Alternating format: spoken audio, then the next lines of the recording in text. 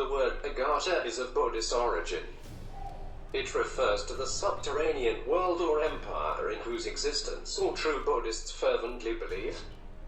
They also believe that the subterranean world has millions of inhabitants and many cities, all under the supreme domination of the subterranean world capital, Shambhala, where dwells the supreme ruler of this empire, known in the Orient as the King of the World. It is believed that he gave his orders to the Dalai Lama of Tibet, who was his terrestrial representative, his messages being transmitted through certain secret tunnels connecting the subterranean world with Tibet. Similar mysterious tunnels honeycomb Brazil. Brazil in the west and Tibet in the east seem to be the two parts of the Earth where contact between the subterranean world and the surface world may be most easily achieved, due to the existence of these tunnels. The famous Russian artist, philosopher and explorer Nicholas Roerich, who traveled extensively in the Far East, claimed that Lhasa, capital of Tibet, was connected by a tunnel with Shambhala, capital of the subterranean empire of Agharta. The entrance of this tunnel was guarded by lamas who were sworn to keep its actual whereabouts a secret from outsiders by order of the Dalai Lama. A similar tunnel was believed to connect the secret chambers at the base of the Pyramid of Giza with the subterranean world, by which the pharaohs established contact with the gods as supermen of the underworld. The various gigantic statues of early Egyptian gods and kings, as those of Buddha found throughout the Orient, represent subterranean supermen who came to the surface to help the human race. They are generally represented as sexless. They were emissaries of Agharta, the subterranean paradise which it is the goal of all true Buddhists to reach. Buddhist traditions state that Agharta was first colonized many thousands of years ago when a holy man led a tribe which disappeared underground. The gypsies are supposed to come from Agharta, which explains the restlessness on the Earth's surface and their continual travels to regain a lost home. This reminds one of Noah, who was really an Atlantean, who saved a worthy group prior to the coming of the flood that submerged Atlantis.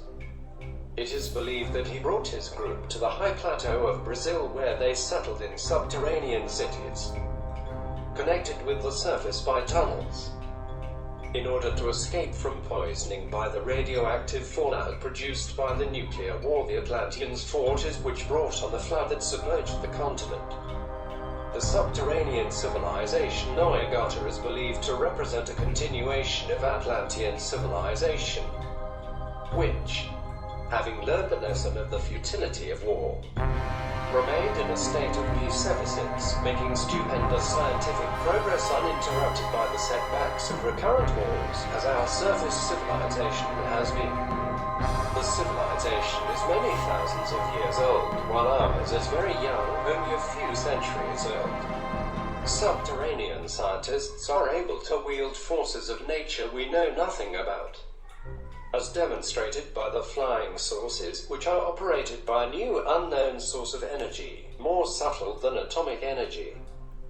Osendowski claims that the empire of Agharta consists of a network of subterranean cities connected with each other by tunnels through which vehicles pass at tremendous speed, both under land and under the ocean. These people live under the benign reign of a government headed by the King of the World. They represent the descendants of the lost continents of Lemuria and Atlantis, as well as the original perfect race of Hyperboreans, the race of gods.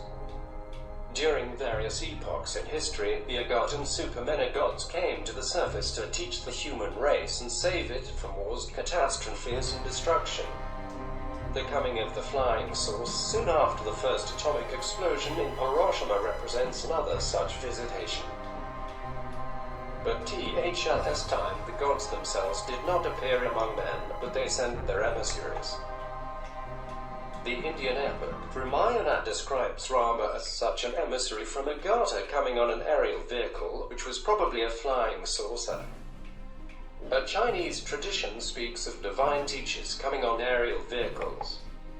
Similarly, the founder of the Inca dynasty, Manco Capac, came the same way. One of the greatest of Agharta teachers in America was Calcotl, the great prophet of the Mayas and Aztecs and of the Indians of the Americas in general, both in South and North America. But he was a stranger among them. Coming from a different race, Atlantean is indicated by his being fair while they were dark, his being tall while they were short, his being bearded while they were beardless. He was reverenced as a savior by the Indians of Mexico, Yucatan, and Guatemala long before the coming of the white man. The Aztecs called him God of Abundance and the Morning Star. His name, Calcotl, means feathered serpent, meaning a teacher of wisdom, symbolized by the serpent who flies. He was given this name because he came on an aerial vehicle which appears to have been a flying saucer. He probably came from the subterranean world, because after he remained some time with the Indians, he mysteriously vanished the same way as he came, and was believed to have returned to the subterranean world from which he came. Calcotl is described as having been a man of good appearance and grave countenance, with a white skin and beard, and dressed in a long flowing white garment. He was also called Humac because of his great goodness and continence. He taught the Indians the way of virtue and tried to save them from vice by giving them laws and counsel to restrain them from lust and to practice chastity. He taught pacifism and condemned violence in all forms. He instituted a vegetarian diet with corn as a principal food and taught fasting and body hygiene. According to the South American archaeologist Harold Wilkins, Calcotl was also the spiritual teacher of the ancient inhabitants of Brazil. After remaining some time with the Indians, and seeing how little they cared to follow his teachings, except his recommendation to plant and eat corn as a basic food in place of meat, Calcotl departed, telling them that someday he would return. That this visit from heaven left the same way in which he came, on a flying saucer, is indicated by the following facts. When Cortez invaded Mexico, the Emperor Montezuma believed that the predicted return of Calcotl had occurred. Because a fireball then gyrated over Mexico City, making the people wail and scream, setting the temple of the war god on fire. This fireball was believed to have been the flying saucer on which Calcotl traveled. Osiris was another such subterranean god.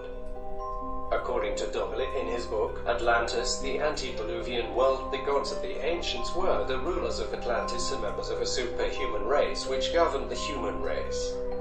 Before the destruction of the continent, which they foresaw, they traveled by flying saucers through the polar opening to the subterranean world in the hollow interior of the earth, where they continued to live ever since. The Empire of Agharta, wrote Osendowski in his book Beasts, Men and Gods, extends through subterranean tunnels to all parts of the world. In this book, he speaks of a vast network of tunnels constructed by a prehistoric race of remotest antiquity, which passed under both oceans and continents, through which swift-moving vehicles traveled. The empire of which Osendowski speaks, and concerning which he learned about from lamas in the Far East during his travels in Mongolia, obviously consists of subterranean cities inside the Earth's crust, which should be differentiated from those existing in its hollow center. Thus, there are two subterranean worlds, one more superficial and one in the center of the Earth. Hugonon, whose book on flying saucers and the subterranean world we previously mentioned, believes that there exist many subterranean cities at various depths between the Earth's crust and its hollow interior. Concerning the inhabitants of these subterranean cities, he writes, "This other humanity has reached an elevated grade of civilization, economic and social organization, and cultural and scientific progress, in comparison with which the humanity which lives on the Earth's surface are a race of barbarians." In his book, Hugonon shows a diagram of the Earth's interior showing various subterranean cities at various depths, connected with each other by tunnels. He describes these cities as existing in immense cavities in the Earth.